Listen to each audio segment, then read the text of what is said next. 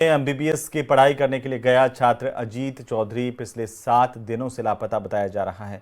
अजीत अलवर के लक्ष्मणगढ़ के कफनवाड़ा गांव का निवासी है।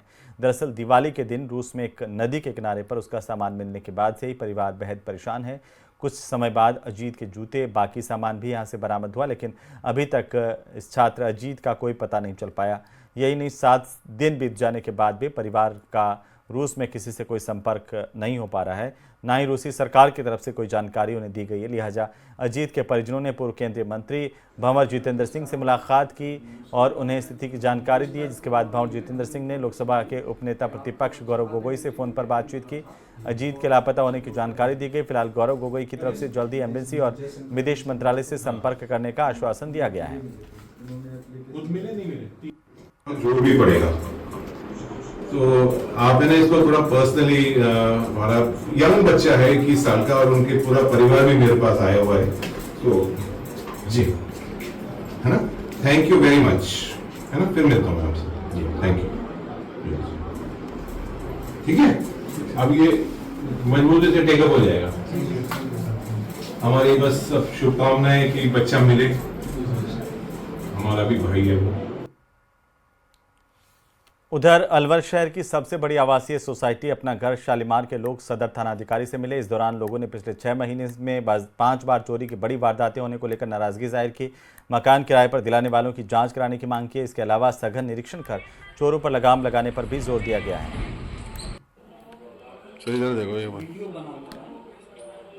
पुलिस थाना सदर में आए हैं और एचओ साहब से मिले हैं एमएच जी से। उन्होंने आश्वासन दिया है कि जिससे जल्दी से जल्दी इस पर कार्रवाई करेंगे और शालीमार में असामाजिक तत्व जो फैले हुए हैं उन पर रोक लगाई जाएगी। क्या प्रमुख मांगे थी आपकी और ज्ञापन में क्या थी? हमारी आज से जो 3 महीने पहले चोरियां हुई थी शालीमार में, उस पर कोई कार्रवाई नहीं हुई उसके संबंध में, और अराजकता फैली हुई है उसके संबंध में, और रोजाना शाम को जी टावर के पास वहाँ पर अश्लील गतिविधियाँ होती हैं, इसके संबंध में हम एचओ साहब से मिले थे। आज उनको हमने ज्ञापन दिया है।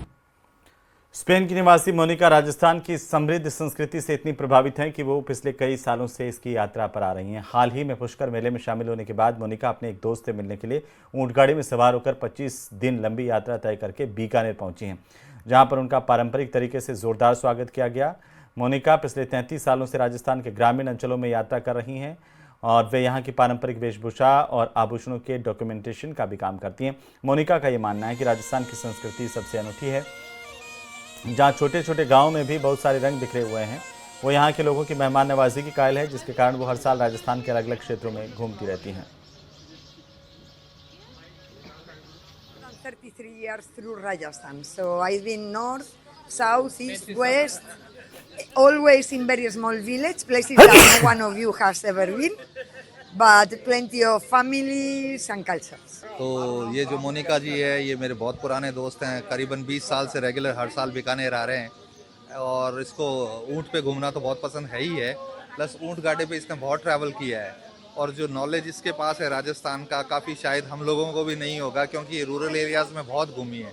इसको कल्चर तो पसंद है ही है, लोगों से मिलना जुलना, स्पेशली स्पेनिश और राजस्थानी लोगों में काफ़ी सिमिलैरिटी भी है। बीकानेर में मूंगफली की सरकारी खरीद शुरू होने से पहले ही फर्जीवाड़े का ऐसा खेल सामने आया जिसे देखकर उच्च अधिकारी हैरान है। ध्यान दीजिएगा उच्च अधिकारी, क्योंकि इस खेल में खुद पटवारी स्तर के अधिकारी भी शामिल हैं। क्या है आखिर पूरा मामला, रिपोर्ट देखिए।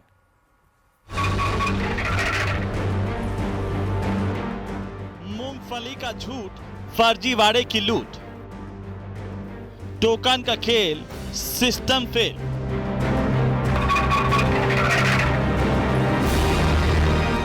कहते हैं जाना था जापान, पहुंच गए चीन, लेकिन बीकानेर में कुछ अलग ही कहावत है।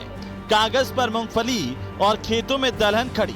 जी हां, यहां पटवारियों ने फर्जी गिरदावरी कर उन खेतों में भी मूंगफली की फसलें दिखा दी, जहां या तो दलहन की फसलें खड़ी हैं या पूरा खेत ही उजाड़ पड़ा है। दरअसल ये पूरा मामला सैकड़ों किसानों के खेतों की फर्जी गिरदावरी से जुड़ा है। श्री डोंगरगढ़, नोखा और बज्जू जैसे इलाकों में ये फर्जी गिरदावरियां की गई। बिचौलियों ने मोटा मुनाफा कमाने के लिए रचा खेल। गिरदावरी में ज्यादातर खेतों में मूंगफली की फसल दिखाई गई, यानी जहां हकीकत में कोई और मामूली फसल थी, वहां मुनाफे वाली मूंगफली दिखा दी गई। हमारे गांव में जो गिरदावरी हुई है, पटवारी ने पूरी अव्वल दर्जे का घपला किया है। जिनके बिरानी खेत है उनको मूंगफली खेत में दर्शा दी और जिनके मूंगफली के खेत है उनमें बाजरी गवार ये बता दिया। तो टोकन जिनको नहीं मिलने चाहिए, जिनके ट्यूबवेल नहीं है उनको टोकन मिल गए और जो वास्तविक हकदार जो ट्यूबवेल वाले हैं उनको टोकन मिले नहीं। मेरे भाई की गिरदावरी है, ये मतलब इसमें गुवार बिजा हुआ है, करी हुई मूंगफली है, ठीक है, और ये व्यापारी टोकन कटा रहा है। ये समस्या आ रही है इसमें पूरे बीकानेर मतलब लगभग यही हाल है। इस कागजी खेल की शिकायत मिलते ही पूर्व विधायक और प्रशासनिक अधिकारी खेतों का मुआयना करने पहुंचे। नौका के उड़सर गांव में जब हकीकत खंगाली गई तो झूठ का पर्दाफाश हो गया। अधिकारियों ने देखा कि जिन खेतों में महंगी मूंगफली बताई गई थी वहां पर बाजरा, मोठ या फिर सिर्फ सूखी जमीन ही पाई गई। एसडीएम गोपाल जांगीड़ ने अब जांच की बात कही है और दोषी पटवारी और ई मित्र संचालकों पर सख्त कार्रवाई का ऐलान किया है।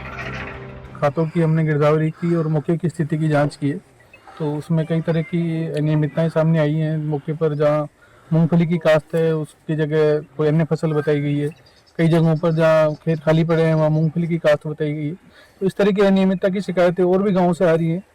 तो हम राजस्व टीमों का गठन करके एक बार सघन जाँच करवाएंगे और जाँच में जो भी दोषी होंगे उनकी कार्रवाई। ये एक्शन जरूरी है क्योंकि इस फर्जीवाड़े से वास्तविक किसान सबसे ज्यादा पिस रहे हैं। पूर्व विधायक बिहारी लाल बिश्नोई के मुताबिक सैकड़ों असली किसान टोकन कटाने से रह गए, जबकि बिचौलिए पहले से टोकन लेकर बैठे हैं। खेत में मूंगफली जब मैं टोकन कटवाने गया तो टोकन की सीमा लिमिट नौखा में पूरी हो गई और 500 में पूरी हो गई। कुछ ही दिनों में इस तरह हजारों की संख्या में टोकनों को जब यहाँ क्वांटिटी है 13,000 के लगभग टोकन कट चुके दोनों जगह, और सोइंग एरिया भी ग्राउंड नट का पिछले बार जितना ही है उससे ज्यादा सोइंग एरिया नहीं है। तो इतने ही सोइंग एरिया में पिछली बार के बजाय ज्यादा टोकन इश्यू किए हैं, उसके बावजूद भी इस तरह दोनों जगह तुरंत 2-4 दिनों में सेचुरेशन आ जाना, तो निश्चित कुछ न कुछ गड़बड़ लगी। और किसानों के जो फोन आ रहे हैं बड़ी संख्या में, उसके बाद प्रशासन के साथ बात करके एक गांव का फिजिकली रैंडम सर्वे किया है। प्रशासन के एसडीएम साहब, यहाँ के तहसीलदार, यहाँ के गिरदावर को साथ लेके जब हमने 5-7 जगह देखा है तो 2 तरह की बड़ी गड़बड़ियां यहाँ सामने आई है कि भी जिस खेत में ग्राउंड नट है, जिस खेत में मूंगफली है, उस खेत को गिरदावरी में बारा नहीं बता दिया गया। काश्तकार जब अपना टोकन कटवाने गया तो कहा कि तुम्हारे खेत में तो ट्यूबवेल ही नहीं है। किसान संघ ने भी इस पूरे मामले पर आक्रोश प्रकट किया है। जिला अध्यक्ष शंभू सिंह राठौड़ ने सीधे आरोप लगाए कि ये काम एक संगठित गिरोह कर रहा है, जिसके तार जयपुर से लेकर बीकानेर तक फैले हुए हैं।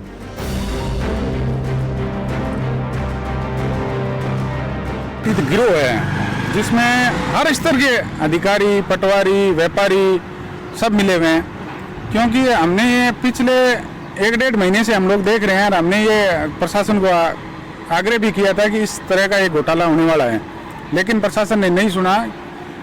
यहाँ हर गांव में 1-1, 2-2 आदमी हैं जो 200, 150 गिरदावरियाँ ले लेके और पटारियों के साथ मिलकर इन्होंने गिरदावरी कर दी। और फिर उसके बाद में तहसील वाइज हमेशा टोकन तहसील वाइज रहते हैं। इस बार किसी भी तहसील का आदमी किसी भी तहसील में जाके टोकन कटवा सकता है। ये भी एक बड़ा मामला है। जैसे जिस प्रकार छत्तरगढ़ के लोगों ने खाजवाड़ा तहसील में कटवा लिए, पुगल के लोगों ने खाजवाड़ा तहसील में, तो अब खाजवाड़ा वाले कहाँ जाएंगे। मूंगफली की खरीद में फर्जी गिरदावरी से हुआ यह खुलासा सरकारी तंत्र की पारदर्शिता पर गंभीर सवाल खड़े कर रहा है। एक तरफ आम किसान अपने खून पसीने से खेत में खड़ी फसल एक तरफ आम किसान अपने खून पसीने से खेत में फसल खड़ी कर रहा है, तो वहीं बिचौलिए कागजों में हेराफेरी कर मुनाफा लूट रहे हैं। बीकानेर से न्यूज़ 18 राजस्थान के लिए विक्रम जागरवाल की रिपोर्ट।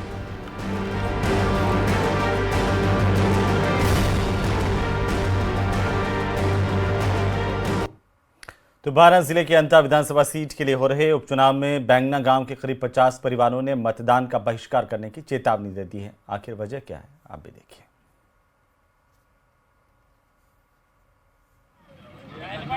तो ये ग्रामीण खेतों पर जाने के लिए रास्ते की मांग कर रहे हैं और खेतों पर जाने का रास्ता नहीं होने से करीब 1000 बीघा में खेती के लिए किसानों को परेशान होना पड़ रहा है। रास्ते की मांग को लेकर ग्रामीण कई बार तहसीलदार, अन्य अधिकारियों को भी ज्ञापन दे चुके हैं, लेकिन ग्रामीणों का ये आरोप है कि उनकी सुनवाई नहीं हुई। अब बैंगना गांव के करीब 50 किसान परिवारों ने रोड नहीं तो वोट नहीं का नारा देकर मतदान के बहिष्कार का ऐलान कर दिया है।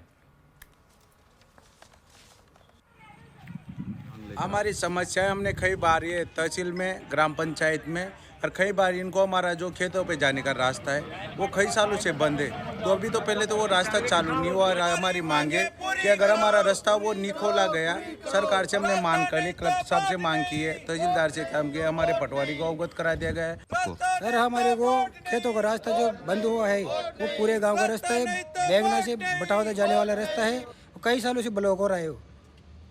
इसके लिए हम सभी ग्रामों से परेशान हैं, इसलिए हम कलेक्ट्री में आए हैं। कितनी बार अवगत करा दिया है।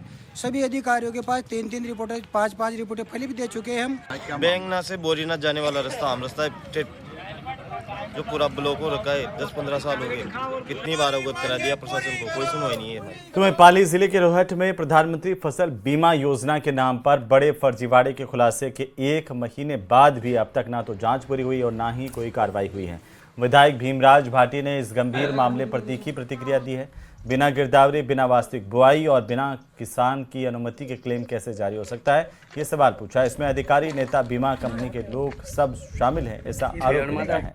उन्होंने सरकार से मांग की कि मामले की उच्चस्तरीय जांच कर दोषियों पर कठोर कार्रवाई की जाए।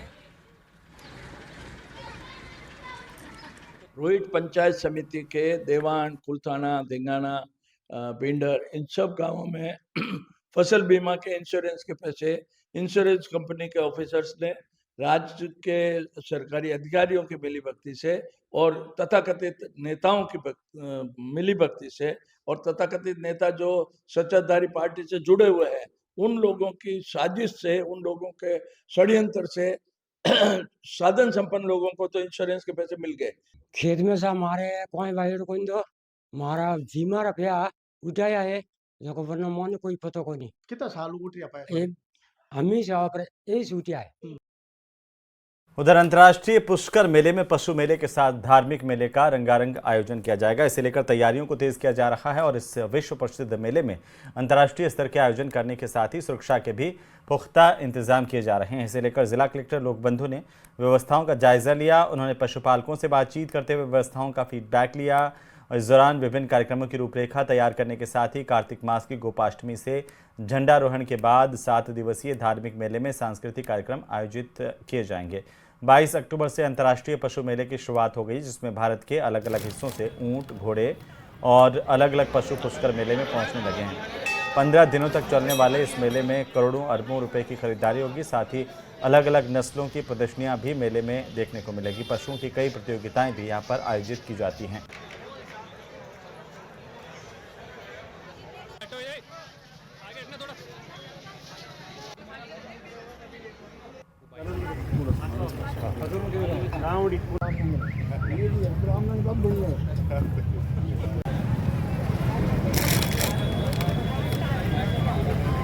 तत्वों के द्वारा इस बार हमने ऑनलाइन ही इसको पूरा प्रोसेस को रखा है और इसको सेक्टर्स में, प्लॉट्स में डिवाइड करके हमने इसको ऑनलाइन पूरी तरह से प्रोसेस को रखते हुए ट्रांसपेरेंट रखा है। दूसरा जो पार्ट है, जो धार्मिक मेले का जो आयोजन है, उसमें श्रद्धालु अभी से आने लग गए हैं, लेकिन मुख्यतः जो अष्टमी के बाद 11 से और पूर्णिमा तक श्रद्धालु आएंगे, उनके लिए सरोवर पर हमने पर्याप्त व्यवस्थाएं की हैं। पुष्कर में अंतर्राष्ट्रीय पशु मेले का आयोजन किया जा रहा है। वहीं अब नगर निगम प्रशासन बाजारों में अस्थायी अतिक्रमण को लेकर सख्ती बरत रहा है। नगर परिषद के दस्ते ने आज बाजारों में अस्थायी अतिक्रमणों पर कार्रवाई की है, दुकानदारों का सामान जब्त किया। नगर परिषद पुष्कर के आयुक्त जनार्दन शर्मा के नेतृत्व में अभियान चलाकर ब्रह्मा मंदिर तक जाने वाले सभी रास्तों से अतिक्रमण हटाने की कार्रवाई की गई। मेले के दौरान श्रद्धालुओं को असुविधा न हो, इसे लेकर व्यापारियों से सहयोग की अपील की गई है। कार्रवाई के दौरान पुष्कर थाना प्रभारी भी पुलिस जाब्ते के साथ मौजूद रहे। सब साथ है, पुलिस प्रशासन की पूरी टीम है, नगर परिषद की टीम है। आज जो मुख्य बाजार है, ब्रह्मा मंदिर वाला एरिया है, उसमें जिस प्रकार के अस्थायी अतिक्रमण हो रखे हैं, जिनसे लोगों को, तीर्थयात्री को असुविधा हो रही है, उनको लगातार हम हिदायत दे रहे हैं। रात को हमने व्हाइट पट्टी भी करा दी। उसके बाद भी जो अस्थायी अतिक्रमण, उनके सामान जब्त कर रहे हैं और वापस हिदायत दे रहे हैं। अगर वापस उन्होंने इस तरीके के अस्थायी अतिक्रमण किए तो सक्षम न्यायालय में चालान की कार्रवाई भी करेंगे। उधर चित्तौड़गढ़ नगर परिषद प्रशासन की तरफ से रेलवे स्टेशन क्षेत्र में अतिक्रमणकारियों के खिलाफ प्रभावी कार्रवाई की गई। नगर परिषद की टीम ने मौके पर पहुंचकर हाथ ठेला व्यवसायियों समेत अतिक्रमण करने वालों को हटाया। कार्रवाई के दौरान फुटकर व्यापारियों को पास ही स्थित एक पार्क के अंदर व्यापार करने के लिए वैकल्पिक स्थान उपलब्ध करवाया गया, जिससे आम जनता को भी आवागमन में राहत मिल सके।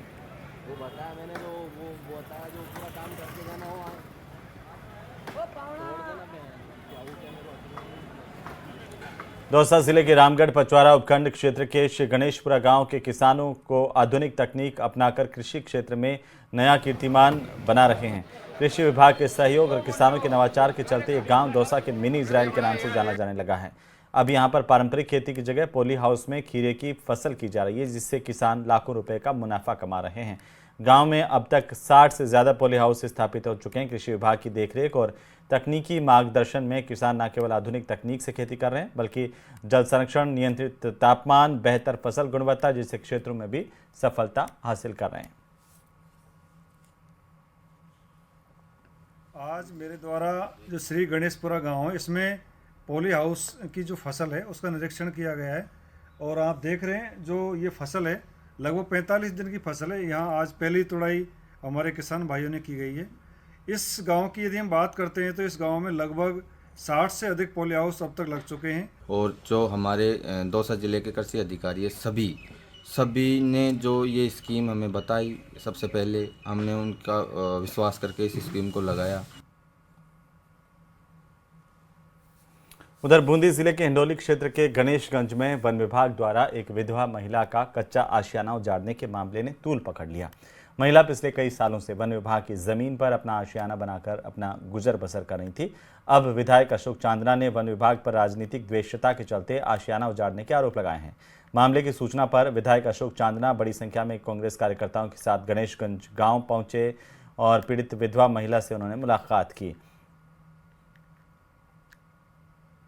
महिला दिवाली के मौके के ऊपर जब पूरी दुनिया पटाखे फोड़ रहे हैं, मिठाइयाँ बांट रही है, खुशियाँ मना रही है, एक विधवा महिला गरीबी में अपने बच्चों को पाल रही है, उसका आशियाना मुख्यमंत्री भजनलाल शर्मा जी ने और बीजेपी के नेताओं ने उजाड़ दिया है। वो जगह तो जंगलात में है, लेकिन ये गांव, ये बस्तियां जब जंगलात नोटिफाई हुआ उससे पहले से बसे हुए हैं। जंगलात विभाग की ये गलती है कि जब नोटिफाई हुआ तो भारत सरकार को उनको ये इन्फॉर्मेशन भेजनी चाहिए थी कि जो बस्तियां और गांव जंगलात में बसे हुए हैं, ताकि भारत सरकार उनका विस्थापन का प्लान बनाता, उनको कोई पैकेज देता, उनको वहाँ से हटा के नई जगह पर बसाता। ये पूरी तरीके से जंगलात विभाग की गलतियाँ हैं। ये लोग पहले से बसे हुए हैं, किसी ने ज़मीन नहीं फाड़ी है